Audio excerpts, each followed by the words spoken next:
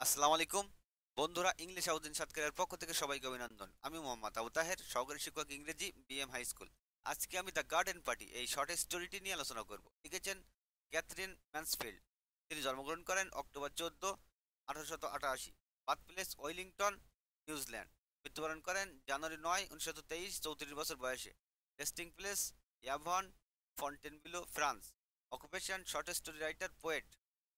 জেনরি modernism, remarkable works, The Tardiness of Rosabelle, A Cup of Tea, A Birthday, etc.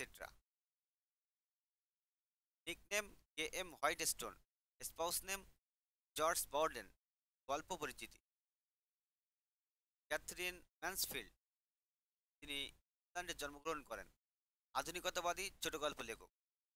1922 সালে the garden party Mansfield এর the garden party and other stories নামক সংকলনে প্রকাশিত হয়।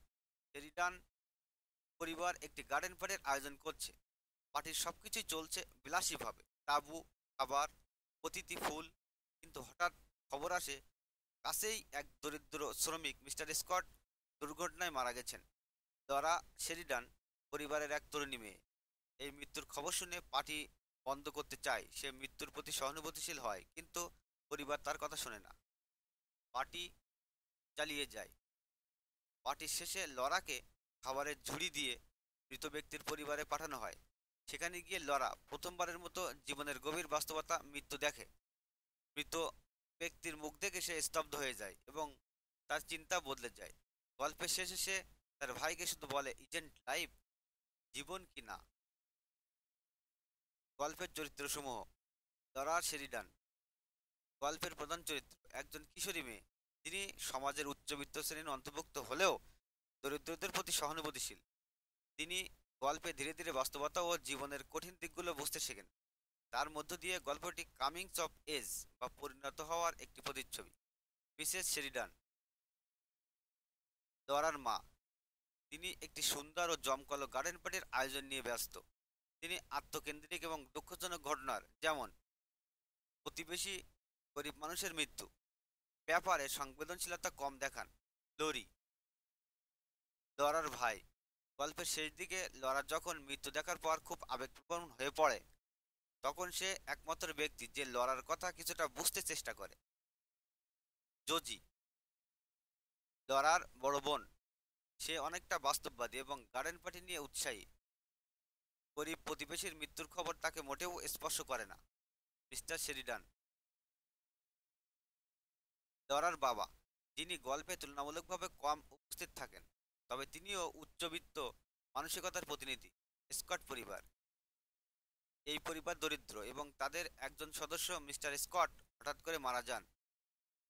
তাদের ঘরটি Lawler মানসিক পরিবর্তনের কেন্দ্রবিন্দু হয়ে ওঠে। গল্পের গুরুত্বপূর্ণ উক্তি ও তাদের বাংলা অনুবাদ। এজেন্ট লাইফ, জীবন কি না? গল্পের একদম শেষে লরা এই কথা বলেন। এটি খুব দ্ব্যর্থবোধক। এখানে তিনি মৃত্যু দেখে জীবনের জটিলতা, রূপ এবং ক্ষণস্থায়িতা উপলব্ধি করেছেন। এই লাইনটি লরার পরিণত মানসিক অবস্থার প্রতিচ্ছবি। People like that don't accept sacrifices from us, and it is not very sympathetic to spoil everybody's enjoyment as you are doing now. ওরকম লোকেরা আমাদের কাছ থেকে কোনো ত্যাগ প্রত্যাশা করে না। আর তুমি যেভাবে এখন সবার আনন্দ নষ্ট করছো, সেটা খুব একটা সহানুভূতিশীলও নয়। লরার মা লরাকে বোঝাতে চান যে দরিদ্র মানুষের মৃত্যু হলেও পার্টি থামানো উচিত নয়। এটি শ্রেণী বৈষম্য এবং উচ্চবিত্ত সমাজের সংবেদনশীলতার অভাব তুলে ধরে। She had a glimpse of a pale head, a dark, bushy beard. It was a young face, very young. সে একটি ফ্যাকাশে মাথা, ঘন কালো দাড়ি দেখল। মুখটা ছিল খুবই তরুণ। লরা যখন মৃত মিস্টার স্কটের মুখ দেখেন, তখন তার মনে মৃত্যুর এক শান্ত অথচ গভীর প্রভাব পড়ে। এটি লরার জীবনের দৃষ্টিভঙ্গির বড় পরিবর্তনের মুহূর্ত।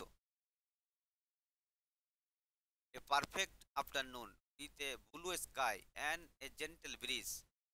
একটি নিখুঁত দুপুর নীল আকাশ আর মৃদু হাওয়ার সাথে। এই বর্ণনা পার্টির আগে পরিবেশের সৌন্দর্য তুলে ধরে, অথচ এর পাশে একজন গরিব মানুষ মারা গেছেন। এটি গল্পের মূল দ্বন্দ্ব ও শ্রেণীফারাক বোঝায়। It was simply marvellous and Laura held herself like a lady. এটা ছিল একেবারে অসাধারণ, আর লরা নিজেকে একজন ভদ্রমহিলার মতো ধরে রেখেছিল। লরার প্রথম দিকে পার্টির প্রতি উত্তেজনা এবং নিজের ভদ্রঘরের মেয়ে হয়ে ওঠার অনুভূতি ফুটে ওঠে এখানে। গল্পের বিস্তারিত সারাংশ: গল্পটি একটি ইংরেজ উচ্চবিত্ত পরিবারের, শেরিডান পরিবার, ঘিরে আবর্তিত হয়, যারা তাদের বাড়ির বাগানে একটি জমকালো গার্ডেন পার্টির আয়োজন করছে। পার্টির প্রস্তুতি: গল্পের শুরুতে দেখা যায় পার্টির জন্য সকলে ব্যস্ত। শেরিডান পরিবারের মেয়ে লরা বেশ উৎসাহী হয়ে পার্টির পরিকল্পনা ও ব্যবস্থাপনায় অংশ নিচ্ছে। সে নিজেকে বড় এবং দায়িত্ববান মনে করতে শুরু করে। লরার ব্যক্তিত্ব ও উপলব্ধি: লরা একজন সংবেদনশীল এবং কল্পনাপ্রবণ কিশোরী। সে কাজের লোকদের সাথে স্বাভাবিকভাবেই মিশে যেতে চায়, যদিও সে উচ্চবিত্ত পরিবারের মেয়ে। গার্ডেন পার্টির প্রস্তুতির মাঝেই খবর আসে তাদের বাড়ির কাছেই বসবাসকারী এক দরিদ্র প্রতিবেশী মিস্টার স্কট একটি দুর্ঘটনায় মারা গেছেন। পার্টি না করার প্রস্তাব: তারা মনে করে এই মৃত্যুর পরে পার্টি করা অনুচিত। সে মাকে অনুরোধ করে পার্টি বাতিল করার জন্য, কিন্তু তার মা মিসেস শেরিডান এবং তার ভাই বোনেরা বিষয়টিকে ততটা গুরুত্ব দেয় না। তারা লরাকে বোঝায় যে এমন একটি ঘটনা তাদের আনন্দ নষ্ট করা উচিত নয়, কারণ ওদের জীবনের সাথে আমাদের জীবনের কোনো মিল নেই। পার্টি চলতে থাকে। লরা শেষ পর্যন্ত পরিবারের চাপে পড়ে চুপ হয়ে যায় এবং পার্টি চলতেই থাকে। তাকে নতুন একটি টুপি দেওয়া হয়, যা পরে সে নিজের চেহারায় মুগ্ধ হয়ে কিছুটা পার্টির পরিবেশে ফিরে যায়। পার্টির পর, পার্টি শেষে লরার মা তাকে কিছু খাবার নিয়ে স্কট পরিবারে পাঠান, এটি যেন একটি দান বা সহানুভূতির প্রতীক হিসাবে। কিন্তু সেখানে গিয়ে লরা কিছু একেবারে নতুন অনুভব করে: মৃত্যুর মুখোমুখি। স্কট পরিবারের বাড়িতে গিয়ে সে দেখে মৃত্যু মিস্টার স্কট এর শান্ত মুখ। তিনি যেন ঘুমিয়ে আছেন। এই প্রথম লরা এত কাছ থেকে মৃত্যু দেখে। সে বিস্মিত, হতবাক এবং আবেগাক্রান্ত হয়ে পড়ে। শেষ দৃশ্য: লরা খুব ধীরে বেরিয়ে আসে এবং তার ভাই লরির সামনে এসে বলে, ইজেন্ট লাইফ, জীবন কি না? এই কথার মধ্যে লরার অনুভব, জীবনের অর্থ, মৃত্যু এবং শ্রেণীর পার্থক্য সবকিছু মিশে যায়। সে বুঝে ফেলে জীবনের সৌন্দর্য এবং দুঃখ দুটি একসঙ্গে চলতে পারে।